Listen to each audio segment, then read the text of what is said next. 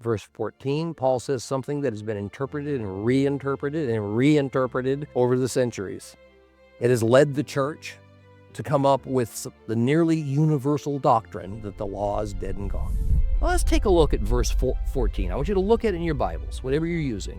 But I'm also going to repeat it to you in just a very small sampling of different English translations in the complete Jewish Bible, which many of you have. For sin will not have authority over you because you are not under legalism, but under grace. In the New American Standard Bible, for sin shall not be master over you, for you are not under law, but under grace. King James Version, for sin shall not have dominion over you, for ye are not under the law, but under grace. Now, depending on how your ears are tuned, what you may have heard is that believers are no longer subject to the law of Moses, but are rather subject to grace. This is the primary New Testament verse where the doctrine of law versus grace is defined as not only a means to salvation, but whether the law of Moses has any relevance in the life of a believer.